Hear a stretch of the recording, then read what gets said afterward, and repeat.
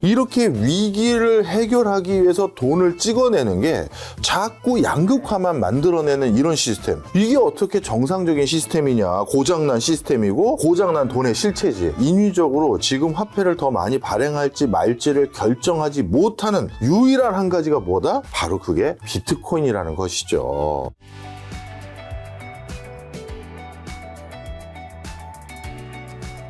자, 오늘 박정호 교수님과 함께 이제 모두를 위한 비트코인이라는 책을 가지고 리뷰하는 시간을 가져볼까 하는데, 이제 올해 또 굉장히 많은 분들이 이제 투자를 하고 계시겠죠. 예. 주식, 금, 요즘은 은도 많이 올라서. 그렇죠. 그리고 또 올해가 작년에 사실 코인이 별로 안 좋았잖아요. 뭐 사실 마이너스라고 말하기는 어렵지만 다른 자산이 너무 올랐기 때문에 올해 또 그 코인이 다시 또 무섭게 오를 수도 있기 때문에 코인에 대한 이야기 나눠볼까 하는데, 일단 이 책이 교수님이 봤을 때 핵심 내용은 뭔가요? 네, 사실 요즘 우리가 직면하고 있는 경제 상황을 정말 왜 이런 상황이 직면했는지를 통렬하게 설명해 준 것 같습니다. 요즘 아마 많은 분들 느끼실 거예요. 나 나름대로 열심히 살고 있는데 내가 부자가 되는 것도 아니고 더 정확히 말하면 상대적으로 빈곤해지고 있고 그리고 내 월급으로 예전에 이 물건도 살 수 있었는데 이제 이 물건 사기에는 부담스러워지고 도대체 나는 왜 상대적으로 가난해지는가 라고 했었을 때 그 부분에 대한 궁극적인 답을 해주면서 자연스럽게 그런 과정에서 투자자들이요 아니면 나 같은 일반인들이요 우리가 적어도 우리 미래를 대비하는 과정에서 비트코인이라는 것도 하나 같이 주목을 해볼 필요가 있다라는 것을 아주 자연스럽게 이어지면서 설명했던 재밌게 읽은 책입니다. 네. 교수님 지금 말씀하신 대로 해가 갈수록 우리가 같은 돈으로 살 수 있는 것이 점점 줄어들고 있습니다. 왜 모든 것이 갈수록 더 비싸지는 거죠? 네,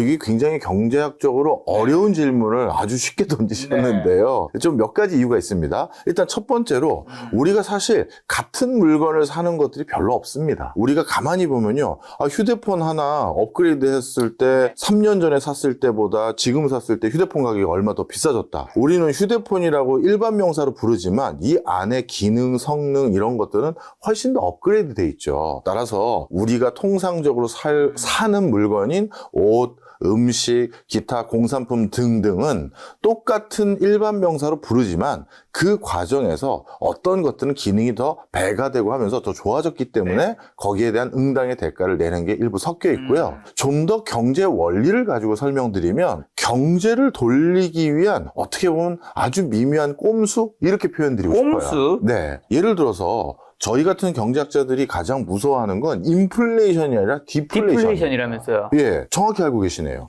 왜 그러냐 하면요. 디플레이션이라는 건 물가가 조금씩 앞으로 떨어지는 현상이 지속되는 걸 말하는데, 그럼 김 작가님이나 저랑 둘이 러닝화 사러 어디 갔어요. 네. 딱 갔는데 야 러닝화 있다 사자 했는데 김 작가님이나 제가 당연히 디플레이션 상황에선 주저하겠죠. 왜냐면 다음 주 또 가격이 떨어져 있을 수 있어요. 그렇죠. 그 다음 주에 가려니까 또 가격이 떨어져 있는데 그럼 다다음 주에 오면 더 떨어져 있을 거 아니야. 이렇게 되잖아요. 그렇죠. 그러면 결국 소비가 일어나겠습니까? 경제가 안 돌겠네요. 맞습니다. 소비 안 일어나죠. 그럼 기업들은 물건이 안 팔리니까 재고만 잔뜩 쌓이고 그러다가 실업자가 늘겠죠. 애들한테 우리 회사가 장사가 안 되니까 너 좀 미안하지만 나가줬으면 좋겠다. 이렇게 되는 거잖아요. 경제가 망가지는 겁니다. 따라서 경제가 그래도 견실하게 가동되기 위해서는 지금 당장 소비하고 지금 당장 투자할 만한 이유를 만들어줘야 되는데 그 가장 간단한 방법이 인플레이션이거든요. 어쨌든 인플레이션이 디플레이션보다 좋은 건 맞다. 맞습니다. 정도가 중요한 거지. 그렇죠. 너무 많이 올라가는 건 당연히 아니고요. 그래서 많은 국가의 중앙은행의 목표가 물가 상승률 제로가 아니라 물가 상승률 2%라고 약간 2%씩만 올라가는 걸 기준으로 해보자라고 하는 이유가 바로 내년에 살 거 내년에 비싸질 텐데 올해 사도 되면 올해 사자. 이러한 소비와 투자를 좀 견인하려는 그런 목적이 있는 겁니다. 그런데 어떤 문제가 생겼느냐. 이 책에서도 나왔지만 글로벌 금융위기가 터졌어요. 그렇죠. 이 책의 저자분은 어떻게 보면 공산권 국가인 폴란드에서 부모님과 함께 미국으로 이민을 온 이민 가정입니다. 그러다 보니까 이 경제 현상을 우리는 너무나도 지극히 당연한 것으로 인식했던 것을 이분은 남다르다, 색다르다 이렇게 보게 된 거예요. 그런데 이분은 폴란드에 살았을 때는 공산주의 국가다 보니까 배급해주고 나눠주고 이게 기본적인 경제 메커니즘이었는데 미국에 와서 뭔가 이 자본주의 세상을 이제 살다 보니까 처음으로 신용을 쓰게 됐다고 써 있잖아요. 돈을 빌리기 시작했고 네. 그걸 가지고 물건을 사거나 집을 장만하거나 했는데 본인들도 이제 열심히 밤낮 없이 일해서 집을 장만할 상황이 됐는데 대출 껴서 집을 장만하고 났더니 옆에 사람, 건너 사람 다 보니까 이 정도 대출뿐만 아니라 그 이상 대출을 막 하고 있더라는 거예요. 네. 그래서 이 집안 식구들은 결정을 했던 것 같습니다. 우리 모기지 대출 껴서 이번에 집만 산 게 아니라 식료품점이었나요? 뭐 가게 하나 열어보자 해서 또 대출을 더 일으켰는데 마침 그때 글로벌 금융위기가 터진 거예요. 그리고 온 집안이 진짜 쫄딱 망해서 지금도 그때 상황에 대해서는 서로 얘기를 안 할 정도라고 이 책에 써 있습니다. 자, 그런데 여기서 중요한 거. 그럼 그 글로벌 금융위기를 그 미국 정부가 해결하기 위해서 어떤 행태를 했느냐? 이 책에 나와 있잖아요. 돈을 쏟아부은 거예요. 그리고 났더니 그 뒤부터 목격되는 현상이 내가 우리 폴란드에서 너무 우리 가족은 지금도 악착같이 열심히 사는데 예전보다 부자가 아닌 것 같아요. 그리고 나도 월급이 충분히 오르고 물가에 연동해서 올랐는데 보니까 주변의 물건 가치들은 더 많이 올랐다. 내 월급보다 더 많이 비싸지고 있다. 바로 이런 현상을 목격하게 되면서 돈이 녹아내려가고 있고 그 녹아내려가는 이유는 경제적으로 큰 샥이 왔을 때 자본주의 시스템이 지금 하고 있는 가장 보편적인 대안, 처방은 돈 풀어서 경기 부양해. 이걸 하고 있기 때문에 이런 현상이 생긴 거다라고 설명하고 있죠. 이 책에서 나온 문장으로는 미국 물가 상승률은 감안하면 실제 임금 수준이 40년 전과 거의 다를 바 없다는 사실이다. 한편 불과 4년이 조금 넘는 2020년 3월에서 2024년 12월 사이에 미국 억만자 환자들의 총자산은 193% 이상 증가했다고 하는데 그런 의미에서 해마다 같은 돈을 살 수 있는 것이 줄어들고 있다. 이는 우리가 게으르거나 무책임해서가 아니다. 우리가 돈이 고장나버린 체계 안에 살고 있기 때문이다. 이 고장나버린 돈의 실체, 이건 어떤 의미일까요? 고장난 돈. 이 책에서 아주 적나라하게 표시한 설명한 묘사한 부분이 있는데요.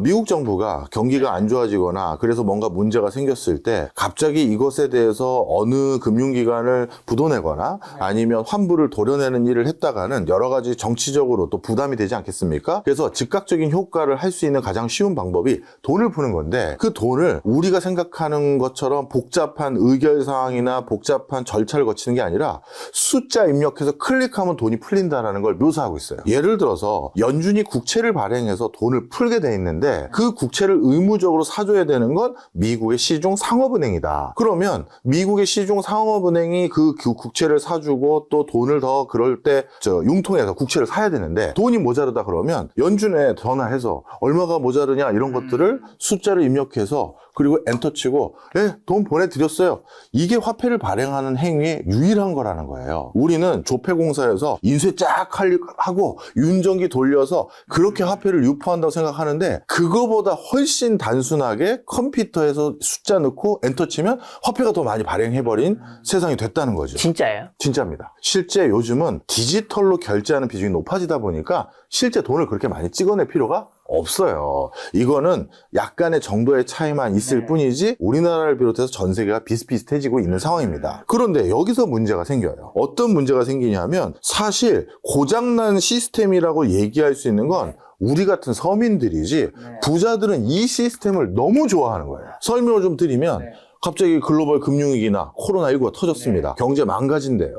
내 직장에서 나도 쫓겨날 것 같고 우리 가게도 이러다가 모기지론도 못 갚을 것 같은 상황입니다. 그럼 정부 입장에선 또 정치가 입장에선 유권자 표심을 생각해야 되니까 지금 돈 찍어서 빨리 소비 투자 견인하세요. 이렇게 합니다. 그런데 그 돈이 공평하게 분배되는 게 아니에요. 왜냐하면 은행에 가서 이번에 대출 더 국가에서 한도 늘려준다고 하고 금리도 낮춘다고 해서 돈 좀 빌리러 저도 왔습니다. 저도 급해서요. 라고 하고 찾아갑니다. 그런데 은행 입장에서 돈 빌려줄 때 그냥 빌려주지 않잖아요. 그렇죠. 담보를 보거나 뭘 봅니다. 신용을 보거나. 그러면 여기서 담보력이 많거나 신용이 많은 사람이 누구예요? 바로 부자들이죠. 그러다 보니 이 왕창 뿌려진 돈을 더 많이 가져다가 이용할 수 있는 사람들은 부자들인데, 그럼 그 부자들은 이 더 많은 돈을 조달해서, 아주 값싸게 조달해서 그걸 뭘 사느냐? 야, 이렇게 돈을 많이 뿌렸으니 이제 실물 가격이 오를 거고 투자 시장이 오를 거고 자산 가격이 오를 거야.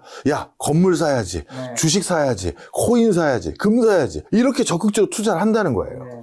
그럼 실질적으로 어땠느냐? 우리 다 봤잖아요. 코로나19 이후 부동산 시장, 주식 시장 얼마나 폭등했는지, 글로벌 금융위기 이후도 어땠는지. 바로 그러다 보니까 이렇게 위기를 해결하기 위해서 돈을 찍어내는 게 자꾸 양극화만 만들어내는 이런 시스템. 이게 어떻게 정상적인 시스템이냐? 고장난 시스템이고 고장난 돈의 실체지. 바로 저자는 그 대목에 주목해야 된다는 겁니다. 교수님이 말씀하신 차원에서 책에서 어떤 문장이 있냐면 이제 돈 찍어내기란 연준이 디지털 달러를 만들어 은행 시스템을 흘려보내요. 그것이 다시 대출과 자산 매입을 통해서 실물 경제로 번져가는 과정을 뜻한다. 하지만 이 과정은 돈의 근원에 가까이 있는 은행, 기업, 교수님 말씀하신 부유한 투자자에게 혜택을 준다. 그들은 새로 만들어진 돈을 가지고 물가가 오르기 전에 자산을 사들인다. 우리와 같은 나머지 사람들은 후폭풍을 만든다. 이 현상을 캉티용 효과라고 부른다. 새 돈의 근원에 가까운 이들이 먼저 이익을 챙기고 나머지 모두는 인플레이션이라는 숨은 세금을 치른다. 앞에 있는 거는 교수님 말씀해 주신 것 같은데 나머지 모두는 인플레이션이라는 숨은 세금을 치른다. 이건 좀 더 정확히 어떤 의미일까요? 네,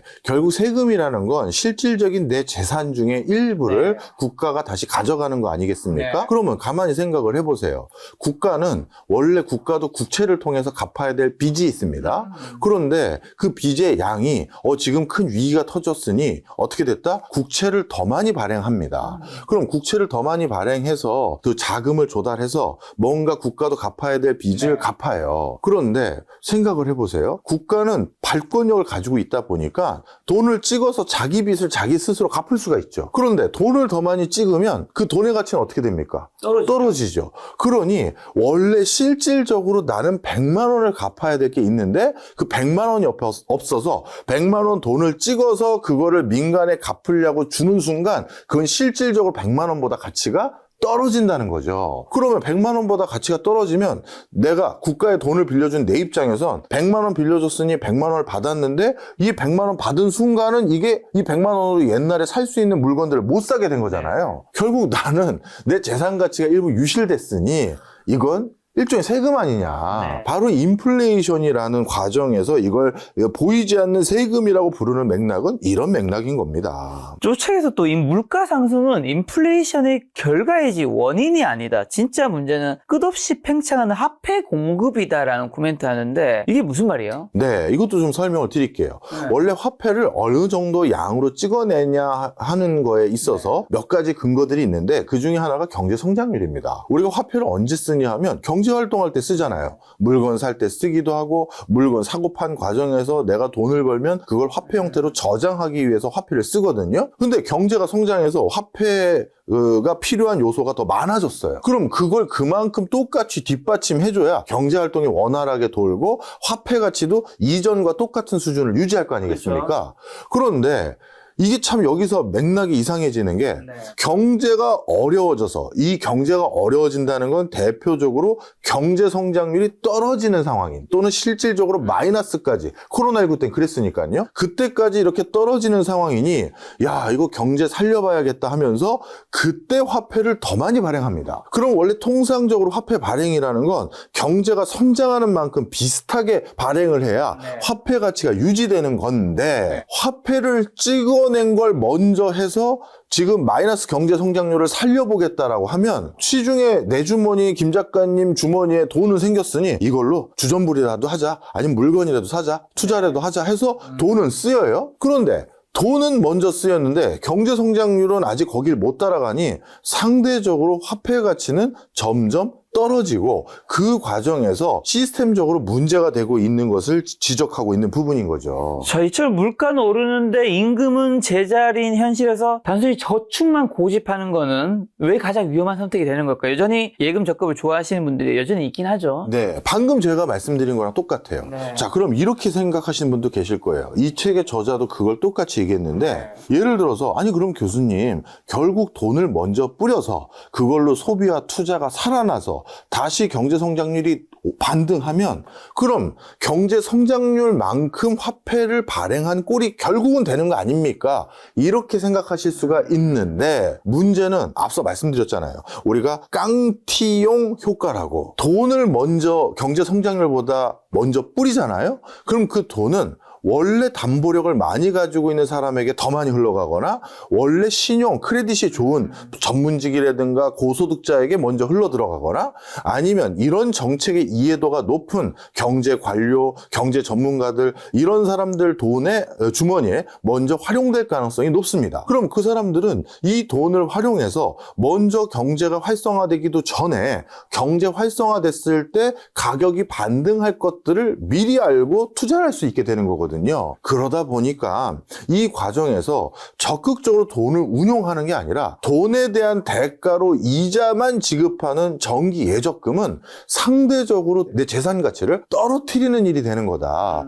그러니 이런 상황이 또 연출됐을 때는 저축을 하면 안 되고 적극적인 투자나 운용을 해야 된다. 네. 이런 얘기를 이 책의 저자는 강권하고 있는 것이죠. 그래서 책에서는 이제 인플레이션은 조용히 그러나 꾸준히 우리가 버는 돈의 가치를 갉아먹는다. 부동산, 주식 그 무엇이든 인플레이션을 앞지를 수 있는 자산을 사야 구매력을 지킬 수 있기 때문이다라는 코멘트 하는데 그러면서 이제 이 책이 이제 모두를 위한 비트코인 이야기가 이제 시작이 됩니다. 근데 왜 이제 비트코인 사야 하는 거죠? 그동안 우리 김 작가님과 제가 쭉 말씀드린 내용을 가만히 반추해 보시면 그러니까 이 책에 아시겠지만 거의 한 반까지 이런 얘기예요. 저 그래서 비트코인 얘기는 언제 나오는 거야? 네. 저도요. 자, 그런데 그 얘기를 쭉 듣다 보면 한 가지, 아까 우리가 나눈 고장난 돈의 실체, 고장난 경제 시스템의 가장 근원적인 이유는 무분별한 통화량 증대. 그렇죠. 이게 가장 큰 원인이다. 이것 때문에 우리가 상대적으로 빈곤해지고 있고 상대적으로 우리가 열심히 일해도 부자가 될 수 없는 일이 생겨버린 거다. 자, 그러면 누군가가 인위적으로 지금 화폐를 더 많이 발행할지 말지를 결정하지 못하는 유일한 한 가지가 뭐다? 바로 그게 비트코인이라는 것이죠. 그래서 제가 그거 여쭤보고 싶었던 게 비트코인은 역사상 처음으로 공급량이 고정되어 바꿀 수 없는 형태의 화폐다라고 책에 적혀 있던데 이건 맞는 말이에요? 일단 맞는 얘기죠. 이 자체는 맞는 말이다. 예, 그동안 화폐를 공급할 수 있는 것은 공신력 있는 국가기관이 공급해 왔는데 그 국가기관은 위정자들에 따라서 화폐 공급량이 좌지우지되는 부작용이 있었잖아요. 그리고 그 이전에는 화폐를 공급하는 방식이 스스로 우리가 화폐를 만들 수도 있었습니다. 우리 화폐와 관련된 역사책을 보면 돌이라든가 조개라든가 가죽이라든가 이걸 화폐 대용으로 썼던 적이 많잖아요. 곡식도 마찬가지고. 근데 이건 내가 추가적으로 더 생산하면 화폐 대용으로 또 쓸 수 있는 거 아니겠습니까? 그러니 이건 달리 말하면 모두가 중앙은행처럼 화폐를 더 많이 만들 수 있는 권한이 있었던 시절인 거예요. 그런데 이 비트코인은 처음에 초기에 세팅했던 그 프로그램에 의거해서 알고리즘에 의거해서 2100만 개까지만 발행이 되기 때문에 이걸 누가 통제할 수가 있고 누가 마음대로 인위적으로 조정할 수 있겠느냐. 따라서 지금 현재 함부로 발행을 해서 공급량을 늘려서 가치를 희석시키지 못하는 우리 모두가 보편적으로 사용하는 남은 유일한 게 비트코인이다라고 저자는 얘기하고 있는 겁니다. 그럼 좀 연결되는 질문은 비트코인 발행량 2100만 개로 영원히 고정되어 있다는 사실이 많은 분들이 알고 계시겠지만 이게 왜 경제학적으로 혁명적인 사건인 거죠? 예를 들어서요. 우리가 그동안 뭔가 경제학은 앞서 말씀드린 것처럼 경제가 성장하면 거기에 뒷받침할 만큼 화폐를 더 공급하거나 거래가 원활하게 일어날 수 있는 뭔가를 제공해 주지 않으면 그것도 문제가 됐다라는 인식이 많았습니다. 그런데 그런 과정에서 더 추가적으로 공급할 수 있는 대안들과 방법으로 생각해낸 게 화폐, 동전 이런 것들이잖아요. 그런데 비트코인은 글로벌 금융위기 즈음에 그 추가로 공급하는 것이 앞으로 가져다 줄 문제를 초기에 암호 전문가들이나 이런 사람들이 목도했고 그래서 이건 이제 안 된다. 이런 식으로 해결하는 건 오히려 2100만 개라는 실링을 정해놓고 그 이상 발행하지 못하도록 한 것보다 계약이 되는 일을 하고 있는 거니 우리는 이렇게 총 발행량을 통제해버리자. 이렇게 결정했기 때문에 이게 굉장히 다른 대목인 거죠. 그러면 이제 말씀하신 2100만 개 비트코인이 다 채굴되는 게 2140년인데 네. 다 채굴되고 나면 어떻게 되는지 좀 플러스로 이제 이게 돈을 이제 우리 경제 위기나 이럴 때 힘들 때 막 풀어내는 화폐 공급 팽창이 문제이기도 하지만 어쨌든 경기가 막 꺾이고 경기가 지금 침체 뭐 되면 이게 풀면서 경기가 살아나는 것도 있는 거잖아요. 그렇죠. 근데 예를 들면 비트코인이 나중에 뭐 지금은 그렇지 않지만 나중에 화폐처럼 그런 역할을 한다면 더 풀 수 있는 그런 건 아니잖아요. 그렇죠. 그로 인한 문제는 전혀 이게 공급이 딱 제한되어 있는 걸 이게 다 좋은 것만 있진 않을 것 같다는 생각도 드는데. 네. 그래서 이 비트코인에 대해서 우리 저자는 뭐라고 설명하냐면요. 이게 보편적으로 거래 활동에 쓰일 수 있는 그 기능보다는 가치를 저장하는 기능으로 비트코인을 주목해야 된다라고 써놓고 있습니다. 설명을 드리면 앞서 말씀드린 것처럼 경제학자들이 경제가 성장함에 따라 거기에 수반되는 정도의 통화량은 더 늘려줘야 된다고 얘기했던 게 우리가 화폐를 가장 많이 쓸 때는 거래할 때 쓰잖아요. 이거 얼마예요? 예, 얼마 드릴게요 하는데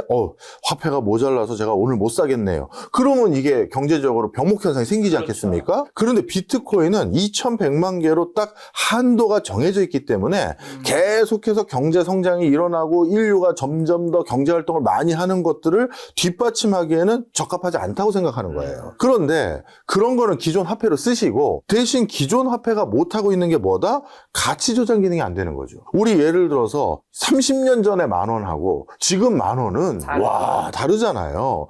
그렇다면 화폐의 기능 중에서 가치 저장의 기능을 담당할 수 있는 그런 용도의 화폐가 또 하나 뭔가 필요하지 않을까? 그런 것들을 사람들이 더 원하지 않을까? 그때 총 발행 개수가 한정되어 있는 비트코인이 그 기능을 할 수 있다. 저장 그 얘기를 하는 겁니다. 그럼 이제 그 화폐라는 게 조개 껍데기, 유리 구슬, 금, 뭐 다양한 걸로 이제 지나온 화폐의 역사가 있는데 비트코인 책에서 하드머니, 강한 화폐의 끝판왕이라고 불리는 이유는 뭐 좀 정리해 준다면요? 네, 화폐는 강한 화폐와 연한 화폐, 그러니까 연성 화폐 두 가지가 있다라고 이 책의 저자는 구분을 했습니다. 연성 화폐는 쉽게 얘기해서 마모가 돼서 그 화폐가 어느 순간인가는 하드웨어적으로 그 기능을 제대로 구현하기 어려운 그런 화폐들을 말하고요. 강한 화폐는 유리구슬이나 금 이런 것들은 그 하드웨어적인 물성이 단단하고 지속 가능하기 때문에 우리가 신뢰감을 갖고 계속해서 그걸 찾아 쓰게 되어 있는 기질이 있습니다. 그래서 강한 화폐가 가지고 있는 그 기능이 어떻게 보면 가치 저장 수단으로 훨씬 더 많이 이용이 된 적이 있는데 그런데 그 중에서 가장 강한 화폐가 뭐냐? 어찌 보면 반영구적으로 블록체인 상황에서 그 존재가 그대로 유지될 수 있는 그 화폐, 비트코인이 강한 화폐의 끝판왕이 될 수 있지 않겠느냐 이렇게 생각을 한 거죠. 근데 그와 이제 비슷한 이유로 인하면 그러면 희소성을 가진 금도 있잖아요. 금도 강할 수도 있는데 희소성이나 결정적 강점에도 불구하고 금에게 있는 치명적인 약점은 그건 뭐죠? 금 같은 경우는 일단 여러 가지 약점들이 확인되고 있는데요. 일단 그 중에 하나가 국제적인 결제에 금이라는 것들이 여러 가지 블록으로 막혀 있습니다. 우리나라도 해외 가져갈 때 금으로 뭔가 내 재산을 해외 들고 간다? 이거 나름대로 일정 수준 이상의 금을 외국에 반출하는 것도 법으로 막혀져 있거든요. 왜냐하면 금이야 국부로 관리하는 대상물 중에 하나니까요. 근데 비트코인은 내가 내 금을 얼마나 가지고 있는지 이런 것들이 국가에서 관리도 될 뿐만 아니라 어떤 정도는 외국에 나가지도 못하는데 비트코인은 그런 거로부터 완벽하게 자유롭거든요. 그리고 금과 같은 경우는 거래를 하거나 이럴 때 세금도 붙고 여러 가지 코스트가 더 붙는데 비트코인은 그런 걸로부터도 더 자유롭기 때문에 실제 그 가치를 온전히 지킬 수 있는 가장 강한 화폐가 비트코인이다. 이런 것들이 문맥상에 많이 기술되어 있습니다. 실제 책에서도 금은 희소성을 갖고 있지만 금의 물리적 속성, 휴대성의 한계는 중대한 구조적 취약성을 지닌다고 이제 적혀 있는데 근데 그런 것 치고는 금과 시가총액이 비트코인의 차이가 훨씬 많이 벌어졌죠. 원래 뭐 정말 좁았을 때는 한 7배까지 왔었던 것 같은데 지금 한 20배 정도 차이 나는 것 같은데 20배 뭐 플러스 마이너스 몇 배겠지만 앞으로 더 벌어질까 어떻게 보세요? 저는 앞으로 비트코인에 대해서 이 책의 저자와 견해를 같이 하시는 분들이라면 비트코인과 금의 가치는 다시 좁혀지지 않겠느냐라고 충분히 전망해 볼 법한 근거들을 이 저자는 많이 제시하고 있습니다. 왜냐하면 이 저자의 맥락을 그대로 한번 따라가 볼까요? 금이라는 것도 그러면 추가로 누군가 더 공급을 해버린다면 금의 가치도 또 떨어질 수밖에 없겠죠. 그런데 최근 들어서 일어나는 여러 현상들 중에 하나가 사우디에서 진짜 몇십 조원에 해당되는 금광이 추가적으로 개발됐다든지 발견됐다라든가 또 중남미에서 또 어디에서 또 발견됐다라든가 이런 소식이 계속 들립니다. 중국 정부에서도 중국 본토 내에 있는 여러 금광들 개발을 추가적으로 더 지금 권장하고 있는 상황이고요. 그렇다면 이런 것들은 금 공급이 더 많이 될 수 있는 요소이기 때문에 분명 금 가격이 추가로 오르는 걸 막거나 아니면 나중에 언젠가는 떨어지게 만들 수 있는 요소고요. 또 금은 원소이기 때문에 이게 우리 지구에만 있는 것이 아니라 우주상에 또 금이 있는 곳들이 많이 있어요. 그러면 그런 곳에서 만약에 대규모 금을 채광을 해서 그 지구로 가져올 수 있는 기술이 생긴다든가 이러면 이것도 또 금의 가격을 떨어뜨릴 수 있는 요소가 되는 거죠. 가져오는 비용이 더 많이 들지 않을까요? 근데 이제 우주 기술도 이게 도대체 어느 정도까지 개발이 더 될지 모르는 수준이기 때문에 지금 스페이스X 같은 경우는 반대로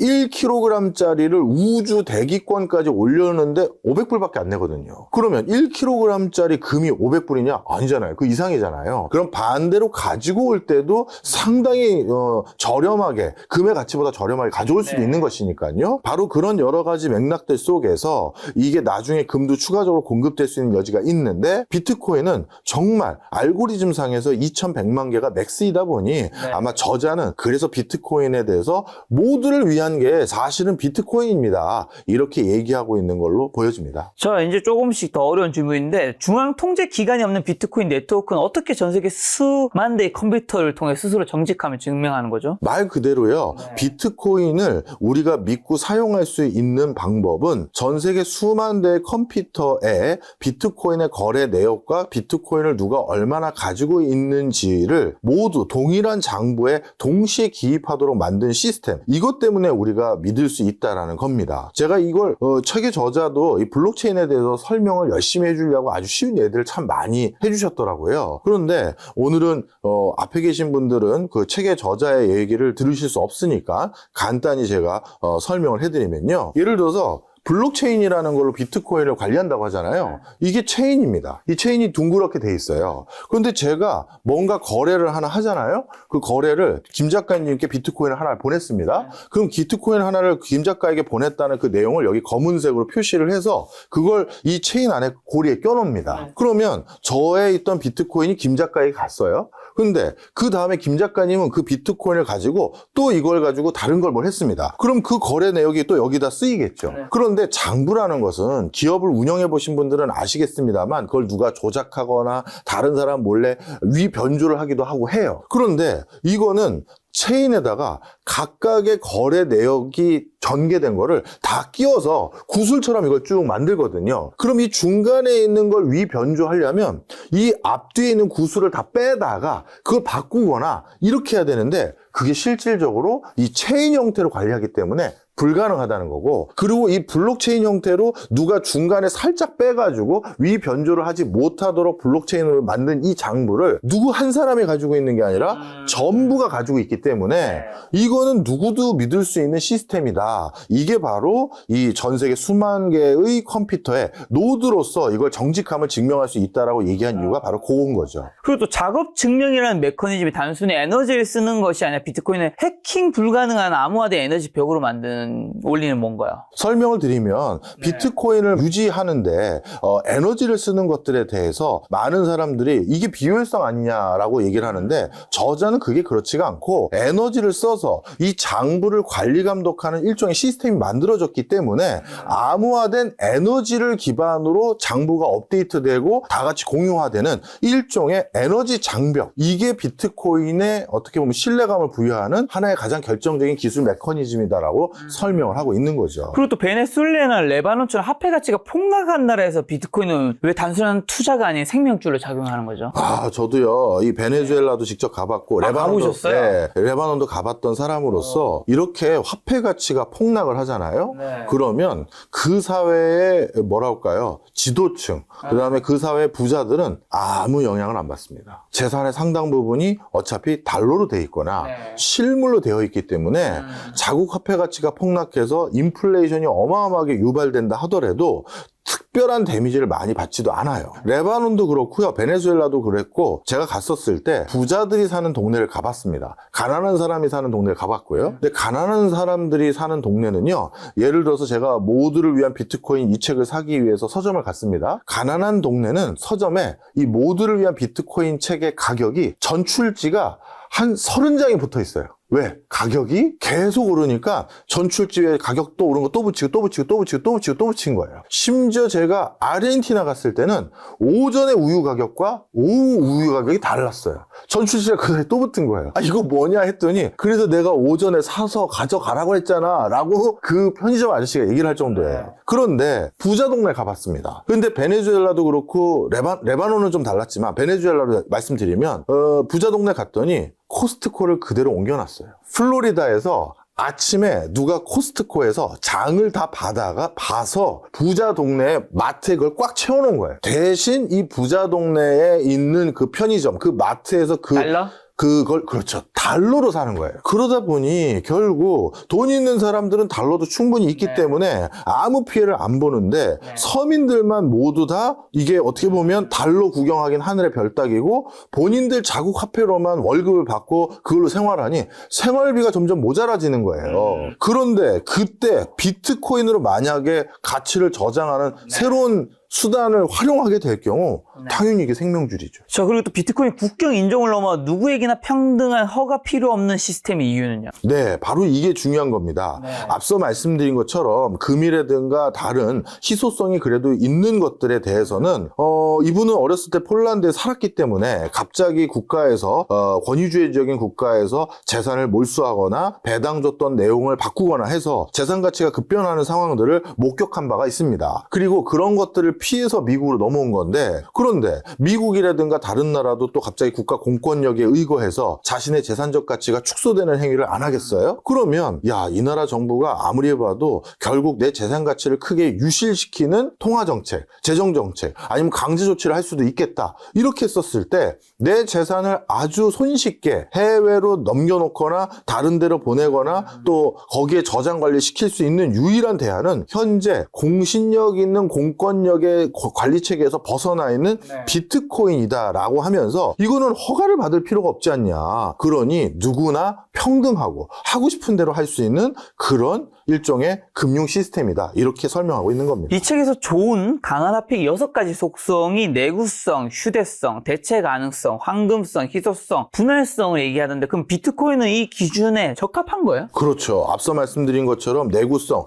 금도 마모가 될 수 있습니다만 비트코인은 마모가 될 수가 없고요. 휴대성은 그냥 내가 어디든 웹이나 앱에 접근 가능만 하면 지불하거나 저장할 수 있으니까 가능하고요. 대체 가능성, 지금 뭐 비트코인을 현금화한다고 했었을 때 당연히 바꿔주고 또 비트코인으로 전 결제하고 싶은데요 했을 때 해외에서는 비트코인으로 물건도 살 수 있는 상황이 생겼었고 심지어 예전에는 테슬라의 자동차도 비트코인을 결제하게 해주겠다고 했었잖아요. 그런 거니까 이것도 대체 가능성이나 뭐 황금성에 있어서도 아주 높은 뭐랄까요? 그 특징을 보이고 있고요. 희소성은 앞서서 말씀드린 것처럼 2100만 개까지 밖에 발행을 못하고 그러면 2100만 개만 결제에 사용되는 거냐? 아니죠. 우리가 분할해서 비트코인을 투자할 때 비트코인 0.001개를 투자하기도 하고 그러지 않습니까? 따라서 쪼개서 지급수단으로도 사용할 수 있기 때문에 결국 이런 것들이 어찌 보면 비트코인이 가지고 있는 화폐의 성격의 장점들을 모두 다 가지고 있다라고 설명하고 있는 겁니다. 그럼 비트코인은 이미 너무 비싸다고 생각하는 분들 굉장히 많을 거란 말이죠. 지금도 여전히 초창기이면 늦지 않았다고 생각하시나요? 어떻게 보시나요, 교수님은? 네, 사실 저도 비트코인을 투자하는 사람으로서 비트코인 시세가 30% 가까이 조정받다가 다시 올라간 사례들은 너무나도 많이 봤습니다. 작년 한 해 유일하게 오르지 않는 시장이 가상자산 시장이었는데 그것은 달리 말하면 다른 시장이 너무 뜨거웠기 때문에 굳이 코인 시장에 머물러 있을 필요가 없었기 했기 때문에 다른 시장으로 많은 돈이 넘어갔고 또 강제 청산된 어떻게 보면 코인을 전문으로 투자하시는 분들의 자금도 줄어들었기 때문에 좀 비트코인의 시세가 좀 낮아진 것은 있었다고 생각합니다.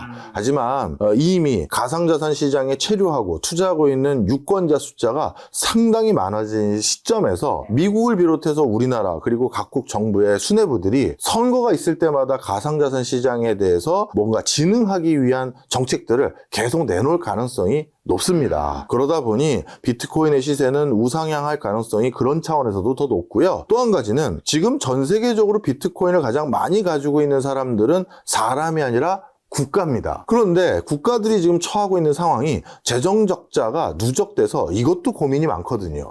그럼 본인들이 가장 많이 가지고 있는 자산 중에 하나가 비트코인인데 그걸 무용지물로 만드는 정책을 입안하기보다는 이걸 좀 견조하고 견실한 제도권 안에서 활용할 수 있는 시스템으로 어떻게든 절충안을 좀 만들게 되면 본인들도 가지고 있는 그 비트코인으로 재정을 좀 뭔가 적자를 충당하거나 이런 것들을 하는데 사용할 수가 있거든요. 따라서 지금은 비트코인을 제로로 만들었을 때 무가치한 걸로 만들었을 때 누구도 그걸 희망하는 사람들이 별로 없는 상황이다. 이렇게 설명드릴 수 있고요. 딱 하나 비트코인에 있어서 자꾸 그래도 불안불안해요 교수님 이렇게 얘기하는 분들은 많이 계신데 저도 그건 동의합니다. 최근에 비트코인이 제도권으로 자꾸 편입되기 시작하면서 옛날처럼 진짜 변동성이 커서 한 번에 높은 수익률을 거둘 수 있는 그런 자산이 아니게 돼버렸어요. 굉장히 묵직해졌거든요. 그런데 지금도 비트코인은 어떤 주식과 똑같이 내재 가치가 있는 투자 대상은 아니거든요. 따라서 이런 비트코인에 투자하는 제일 쉬운 방법은 변동성에 투자하는 겁니다. 조금 올라도 돈을 벌고 조금 떨어져도 돈을 버는 투자 기법들이 있거든요. 그러면 이 변동만 자주 돼도 계속 지속적인 수익을 찍을 수 있는 메커니즘이 코인 시장에 있거든요. 트레이딩을 하라는 건가요? 그런 트레이딩으로 돈을 버는 사람들이 있다 보니까 변동성이 자꾸 커지거나 계속 변동성이 있는 상태로 비트코인 시세가 움직여가는 거예요. 따라서 이런 과정에서 일순간 20-30%가 또 떨어지는 일들이 앞으로도 비일비재할 수는 있다. 이렇게 말씀드립니다. 그런 조정이 크게 왔을 때 모아가라는 의미인가요? 모아가자라고 저자도 얘기하고 있고요. 저도 모아가는 편이긴 합니다만 그런데 정말 비트 맥시에 해당되는 사람들의 의견도 있지 않습니까? 비트코인 시세가 나중에 이게 뭐 10억을 간다, 30억을 간다, 뭐 저는 사실 그렇게까지 낙관주의자는 아닙니다. 하지만 이번에 조정받은 금액은 어느 정도 복구하고도 남을 정도의 상승 여력은 있다. 이렇게 평가하고 있습니다. 자, 이 책의 핵심 내용만 제가 한번 정리해주면 이 책 모두를 위한 비트코인은 왜 우리의 경제 시스템이 고장났으면 비트코인이 어떻게 그 해답이 될 수 있는지 설명하고 있고요. 5가지 중요한 건 첫 번째 성실하게 일해도 가난해지는 이유는 인플레이션으로 인해 돈 자체가 고장났기 때문이고요. 두 번째 새로 발행된 돈이 금융 엘리트에게만 유리하게 흐르는 캉팅의 효과가 불평등을 심화시키고 세 번째 비트코인은 그래서 2100만 개로 발행량이 고정된 인류 역사상 가장 희소하고 강한 화폐라서 투자해야 한다는 거고 네 번째 중앙 권력 없이 수학적 코드와 에너지로 운영되어 그 누구도 해킹하거나 조작할 수 없다는 거고 다섯 번째 은행이 없거나 정부의 억압을 받는 사람들을 어쩌면 그 국가의 사람들에게 경제적 자유와 금융 주권을 돌려주는 도구다라고 이야기를 하고 있는데 근데 이 비트코인이 아마 2008년쯤에 나왔던 것 같은데 지금 나온 지 좀 됐단 말이죠. 여기서 한 가지 이제 좀 비판적인 시각도 한번 여쭤보면 책에는 없는 내용이지만 비트코인에 대한 이 이제 공급량이 정해져 있고 이런 대부분 것들은 뭐 옛날 2008년이나 2010년대나 지금이나 똑같은 거잖아요. 근데 그때는 그 이야기들이 힘을 별로 못 살았단 말이죠. 근데 지금은 뭐 공급량이 제한되어 있다 막 이런 것들이 힘을 사는 사람들이 신뢰하는 이유 중에 하나는 그 자체가 맞는 정보라는 것도 있겠지만 비트코인 가격이 올랐기 때문에 많은 이제 이야기들이 더 좋게 해석되는 부분이 있을 거란 말이죠. 이게 만약에 나중에 비트코인이 떨어질 수 있는 자산이니까 3천만 원, 5천만 원 가면 다시 모든 것들은 똑같은 사실인데 또 다르게 해석될 수 있잖아요. 가격이 올랐기 때문에 긍정적으로 해석되는 요소 이런 거 좀 어떻게 봐야 될까요? 당연한 겁니다. 화폐 기능에서 가장 중요한 기능이 신뢰가 있어야 우리가 화폐로 써요. 누군가가 지불하겠다라고 해서 뭔가 종이를 냈는데 이게 뭐예요? 이게 화폐인데요 라고 하면 우리 안 믿잖아요. 왜? 안 받거든요. 왜냐하면 이게 무슨 화폐입니까? 됐어요. 돈 주세요 하거든요. 우리가 화폐로 쓰려면 이걸 어디로 가져가서 내가 지불을 해도 어느 정도 가치로 인정받겠다라는 게 믿음이 있어야 그게 가능한 겁니다. 그래서 앞서 전 세계적으로 화폐로 사용했던 건 전 세계 모두가 귀한 걸로 여겼던 금이라든가 은, 그리고 각국 정부가 딱 도장 찍어줬던 공신력 있는 화폐들이었는데, 초창기 비트코인은 그 신뢰감이 형성이 안 돼 있었어요. 왜? 돈이, 비트코인 하나가 시세로서 온전한 가치를, 위력을 발휘하지 못했거든요. 그런데 여러 가지 맥락 속에서 비트코인 하나가 뭐 몇만 원이다, 몇십만 원이다, 몇백만 원이다, 몇천만 원이다 넘어서 이제 1억 3, 4천까지 왔다 보니, 저거 하나가 1억 3, 4천? 이러면 신뢰감을 부여하고 이걸 시스템에 나도 받아주겠습니다 라고 하는 사람들이 늘어날 수밖에 없거든요. 그러니